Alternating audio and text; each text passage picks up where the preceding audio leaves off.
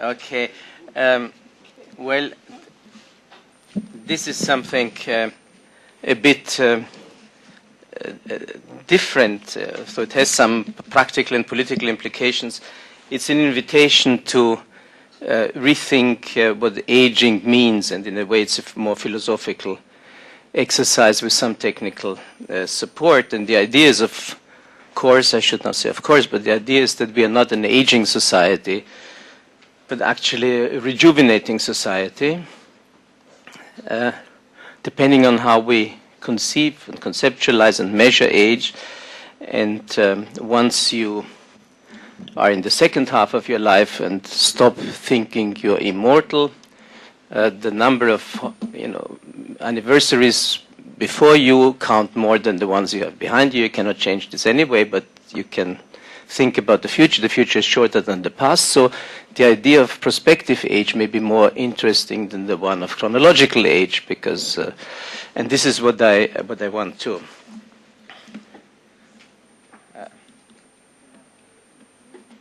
Now, just for the conceptual part, obviously longevity does not imply aging. It's closely linked, but take a city of Vienna, where I come from. Vienna today is a younger city as it used to be 17 years ago or 20 years ago. If you use a conventional measure, the conventional measure is the median age. What age is it that divides the population in two halves, and is it 42 or 38 or whatever it is? And so Vienna is rejuvenating. Collectively, each Viennese is gaining in life expectancy, so long-living society is true. As an individual, we gain life expectancy, we become more long-living. At the same, not as much as the Tyroleans, because they climb the mountains, and so you have 3 or 4 more years to live. If you do not fall off, you live much longer. But, or in Vorarlberg, if you do enough skiing, it adds a lot to your happiness, of course, and also to your longevity. But as a Viennese, you become more long-living. As part of being a collective of Vienna, you're rejuvenating. As being part of the collective of Austria, you're aging, because Austria generally is aging because they have less immigrants from Bosnia and from Albania and from everywhere than the Viennese. So this is a younger, quote-unquote, society through immigration. So individual, even if we measure this by classical conventional wisdom, which is chronological age, if we measure it by prospective age, it's very much rejuvenating. And we will see the difference between that. So, well, there are different forms of how to measure age, and chronological, I mentioned already, cultural, what you do. You may have your first verse in your 40s, or if you're Gianna Nannini, you may be 54 to have your first verse, and you may be a grandmother with 40 and start a career. So things have become a bit different, and psychologically we know that people in their early 50s feel like in their late 30s, so obviously things are become fuzzy about what age means. A biometric age, we have how grip strength and how fast you catch flying objects and so on. Conventionally, this is chronological age. We can also measure age, of course, as a stage in life, relating to health, relating to disability, life expectancy, mortality, whatever. And then we, of course, would not use indicators such as the share of elderly, how many people are above 65, or how many people, what is the median age, and so on. These are conventional measures. Who is young, who is old, of course, this cannot be time-neutral definitions. Goethe, when he was 50, Weimar grüßt den ehrwürdigen Greis. You have been a vieillard, I don't know what Greis is in English. It's a very, very, very old man. And given the fact that his life expectancy, or Mozart's for that matter, Mozart's life expectancy may have been 29 or 30 at grand maximum when he was born, 50, and he was almost dead many times, as we know, at the age of 50. So he survived with great luck up to this age. But at 50, he still had a good, whatever, 7, 8, 10 years to life expectancy, what people nowadays have at the age of 90 or 88. But today, a 50-year-old man, or women even more, so that's why women are always younger than men at the same age, because you have so much more life ahead than at the same age than men. If you want to live, you need to tell them that they're young. Well, I come back to the difference. In Israel, the gender gap is lower than in other countries, much lower. But still, you know, so 50 years at the age of Goethe or Mozart or today is really not the same. And even today, if you live in Sierra Leone or live in Moldova or live in Ukraine or in Russia, as against Israel, it makes a great difference because 2/3 of the Israeli women, for instance, are far above, easily get above the age of 80, whereas only 1 in 8 Russians. So, you know, it's a different planet. It's not just, it's the same age means something very, very, very, very different from, and it's a trivial idea, but yeah, not always.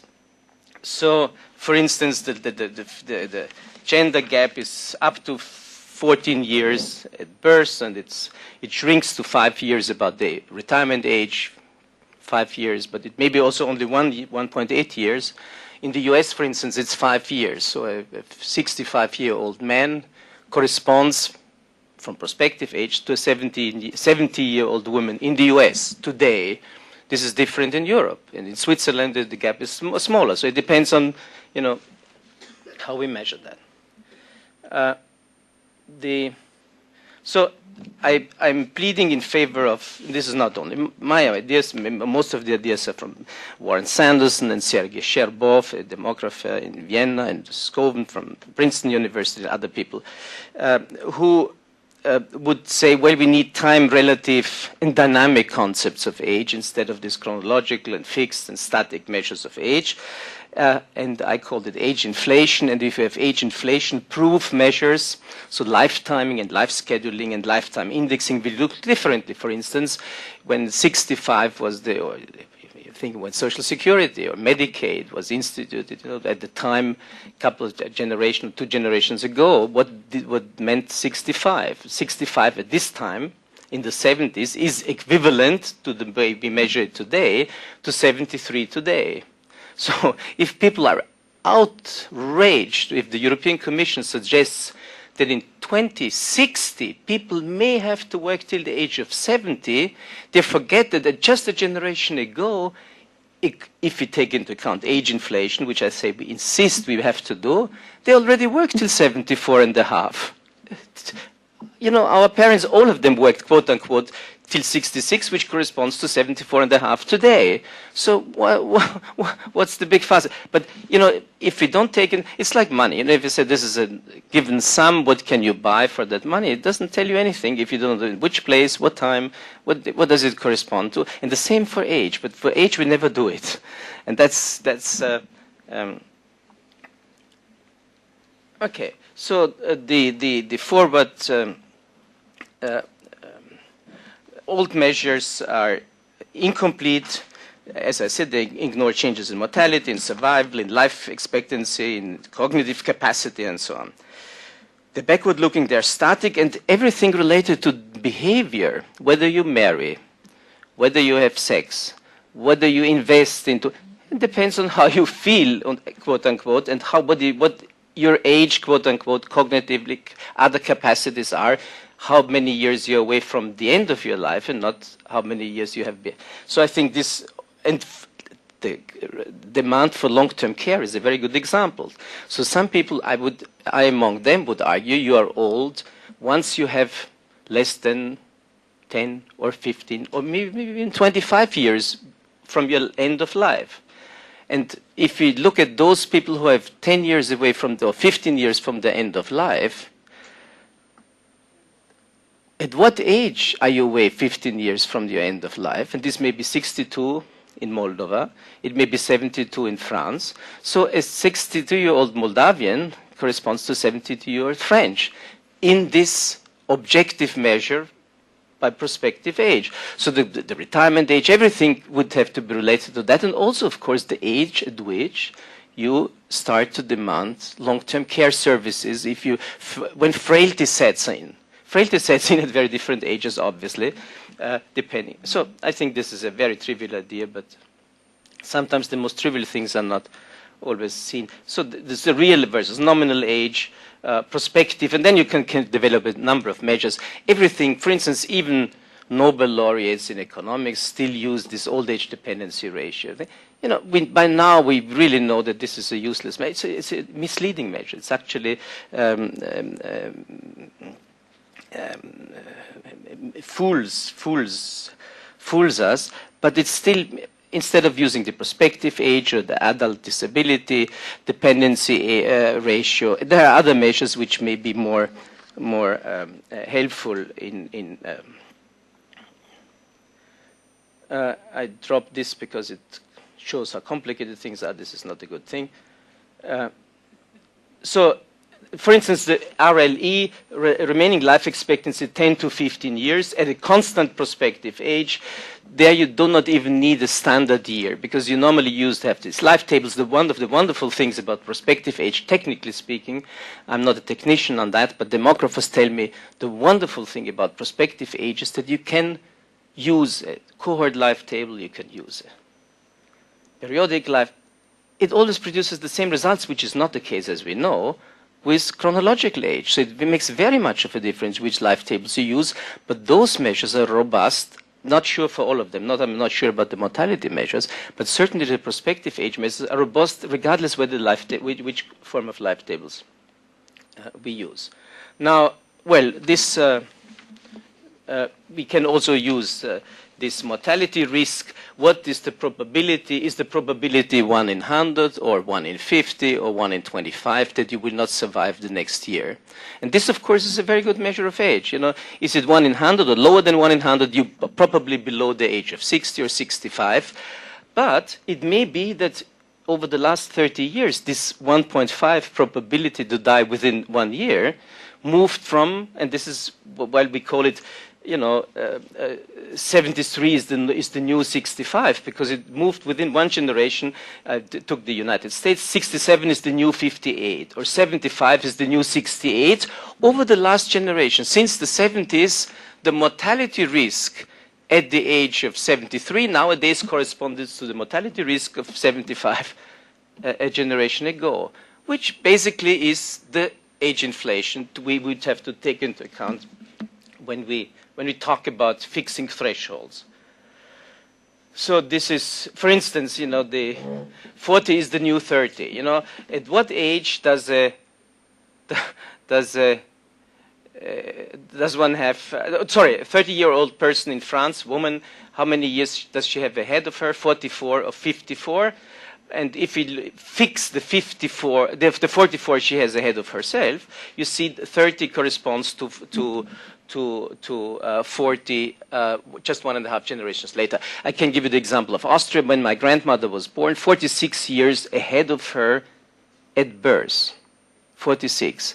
In the 1960s, a 30-year-old woman had 46 years ahead of her, and today it's a 40-year-old woman who has 46 years. So you have almost a second life, so to speak, in prospective age. This is of course, we know that once my grandmother would have survived the first year, she was only, because infant mortality was very high, so death was already much beyond her 50s. But still, I think the interesting, much more interesting measures, at what age do you have how many years ahead of yourself? That's basically the idea.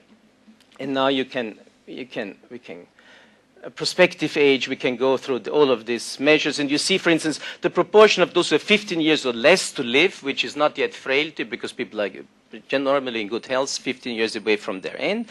But you see, this is going down in the UK, in France, everywhere, quite significantly. So the share of those who have 15 years or less to live is, so actually in this way the society is rejuvenating. So we get younger collectively and not older, only if we use the conventional thresholds of 65 plus. But 65 plus again is not the same as it was a generation ago, or across the, you know, you can go through all of this. And here you see, for instance, Austria over 130 years. You know, when you look at those who are 10 years ahead of their death, actually, this is a rejuvenating society. Only if you look at those who are above 65, it jumps up from 5 to 23%. So we have an incredible aging process, looked conventionally. If we look at it a little bit less conventionally, there's no aging at all. Or this doubtful, it will age for some time. Yes, we will age for some more years, but, or will rejuvenate for some more years and then age very, very, very slightly, but not very much. Yeah, so you can do this endlessly. For instance, the old age dependency ratio, just to show you the European OECD countries. This is the traditional old age dependency ratio. It's basically doubling. This is what we hear all the time. The elderly will double, and those above the age of 80 will quadruple, and so on. And so the centenarians will, I don't know, be how many times. You cannot shake their hands any longer once they are 100, because they have tens of thousands of Germans who survived this. So the president has to, the law has to be abolished, that they have a right to be shaken the hands by the president. So, because there are too many of them for handshaking exercise. So the question is, when you look at the prospective old age dependency ratio, you see the aging is much less dramatic, and the adult disability dependency ratio, very little is going on in terms of aging. Well, of course, we know that the systems dependency ratio, economists like Martin know that this is what really counts. It's nothing, the demographic games are really not the most important ones. And here you see, for instance, the median age in Austria is going up, dividing the society in two by up to 48, whereas the prospective median age is going down. So is this a rejuvenating society? Is it an aging society? It all depends. Like any lawyer or any scientist will always say, it depends on how you ask. Here again, see 59 is the new 51. So you can vary this endlessly. These observations. Look at this, for instance, the male.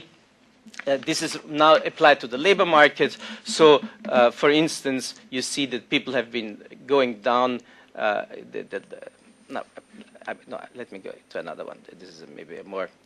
For instance, those who have been, I call them the last quartile exit, the earlier exiters, and the median exit. And you see those who have, those who exit early have gained 8 years of life expectancy. They now have 23 years instead of 15 years in the US.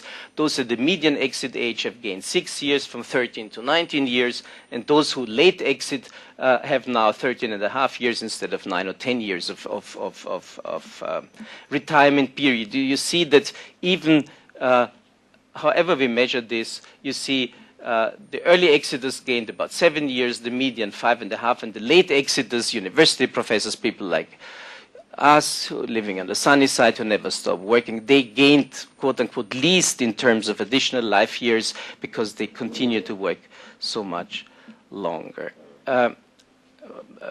Beyond the age of 40, we are predominantly inactive, despite the fact that 90% of this is a healthy life expectancy of all we know. I dropped this. So basically it shows the new measures we can use. This is, for instance, done for the Austrian case in point. You see within a period of 40 years, a stylized life course. We go into 4 years later into working life. We exit 4.5 years earlier. We have 10.5 years, 11 years more of retirement period. And the founding fathers from the Austro-Marxists to Beveridge they always had the idea you have the productive working classes who support the able-bodied men and women who support the few, frail, poor, very old. But the idea that the poor, frail, very old, those who they called Versorgungsklassen, those who are dependent classes, was always the idea this is a small minority which will be kept by the big majority of people who are productive and working. Now look at this, what happened within the generation when Kreisky's, social democratic rule in the 70s. We had 43 years of activity, productive, paying contributions, social security, pension contributions, and so 43 years, and 34 years of dependency. Within 1.5 generation, we have only 35 years of not even paying contribution. This is being in the labor force, and out of these 35 years in the labor force, you pay another 5 years, no contributions, because you're on maternity leave, you're unemployed, there are many other reasons why you are active but not employed. So it's actually 30 years you pay contributions, and 48.5 years you're in dependency status. And this, of course, was not the idea of the founding fathers of the welfare state, but rather, okay, now you could now say, well, what happened? What would the ideal what I call the golden age pass, you know, the Trente Glorieuses, years of after 45 to 75, the development of the welfare state in Europe. So this would have been the normal path. You would work a little bit longer, have a little bit more of leisure. You balance it out, and part of your gained life experience you will spend in retirement, and part of it you spend in education, and part of it you spend in work. But look at these two things. You know, what really happened, and this is what should have happened, and you see there's quite a difference of what should have happened. And this is, here you see it once more, what happened actually and what should have happened. And this, of course, is totally unsustainable. You will know this. If you ask people, apropos the retirement illusion, or we could also, the Swedes, I think, call it pension literacy, illiteracy, which is a tough word. Illiteracy is basically you don't know what you're talking about. And if you ask people, how long would you stay in your retirement, the Austrians would argue, well, 17, 18 years, but the fact is it's 25.5 years. So they are basically, a quarter of the time, they misjudge this, and if you put a price tag on this, they have a lifetime pension wealth of 170,000 euro higher than they expect it to be, and it's right now 560,000 KKK dollars, and in the Israel, I looked up, the Israeli figure is close to 400,000. It's also not bad. It's not as good as the Greek pensions, but the Greek pensions are paid by the Germans, and the Israeli pensions are not yet paid by the Germans, and so you cannot afford Greek pension. But, you know, it's maybe...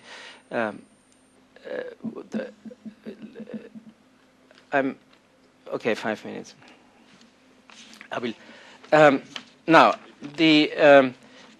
well, one more, just a minute back to demographics. This is, you know, regression line, and it shows to what extent have those who are been the avant-garde countries in life expectancy gained additional life expectancy. In the 50s, we had this regression line, so it basically showed the longer you were already living, the less you gained. You know, the Scandinavian pattern. The idea was everybody one day will live like a Swede or like a Swiss person, and then everybody becomes 80 or 85, and that was it.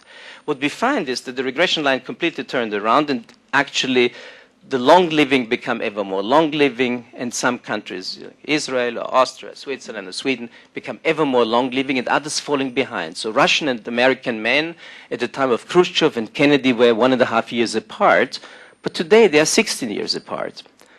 And the US is not in our European domain is 56 countries, and the US is not among the first 23 countries in terms of longevity. It's in the second half of the UN European region longevity hit parade, because for reasons So, well, this is the time we gained since, well, I mentioned this, take Israel and Russia, you know, Israeli men have about 19 years of more life expectancy than Russian men at birth, but once you survive up to 80, you would be only 2 years apart. Except only 1 in 8 Russians makes it, and the majority of Russians doesn't even make it today. I'm speaking today, not of early capitalism, of feudalism. Today, the majority of Russian men doesn't even make it to 65 or 60. The majority doesn't make it. So, very few of them make it to 80, whereas the majority of Israelis. Here you have the Israeli healthy life is a great achievement, of course. Survival probabilities, you see that now, men are about a quarter of a century behind women in a country like Austria or Switzerland, but still, even today, even men make it above 80 for some time. And when Bismarck instituted old age security, the survival rate was 16%. You know, everybody who could claim retirement was dead by the time he could claim it. So correspondingly, you had 1% pensioners, and later you had 2% pensioners, and not 22 or 30 or whatever of the population. And of course, this means something for the. So the survival, my third favorite, of course, would be the survival rates, the mortality risks, things like that, to measure how old people actually are. And you see Israel, or for instance, if you look Russia, UK, and Israel, you see it immediately that they are living on different planets. Okay, sometimes the contribution period is linked to the age, and you see this is the Slovenian case. If you have 15 contribution years, or 20, or 40, 38, you can retire at different ages. But what really happens empirically is this. People on average work 32, women, and 35 years, and they retire at this age, and they spend, in Slovenia, for 26 years. I prepared this for a talk in the Slovenian parliament. This is the reality in Slovenia, and on the left-hand side you have the legal requirements, and on the right-hand side you have the empirical evidence, and you see whatever the rules are, this is what the actual outcome is. And of course, a longer contribution period cannot be replaced by later retirement age. It must be combined. You see, for instance, in the Austrian case, you can now retire when you have worked 45 years at the age of 60. And a woman can actually retire because she can retire 5 years earlier at the age of 55. So 55, then you need only to have worked 35 years. You have raised one child. The overwhelming majority of women have raised one child and have worked 45 years. So basically, she will receive more than double of a person. Okay. Okay. So last point, I think, which may be interesting. Why do we currently only age 2 years within 3-year times? Well, if, for instance, in Slovenia or in Austria or in Turkey, even 1 in 2 years, this is the number of days each year we gain in additional life expectancy. So, you know, you go to bed in the evening, you wake up in the morning, you have not aged a second because for 7 hours a day it doesn't go, that didn't happen over the last many thousand years in human mankind. So I think this is a new thing. To factor this in or not into the pension formula makes all of the difference, because if by now the increase of life expectancy is about 2.4 years each decade across Europe in general, well, we hear with the retirement age will be raised by 1 year by the year 2020, but by then we will live 2.5 years longer.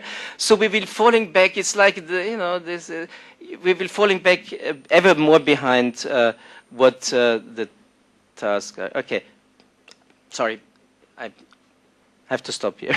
Okay.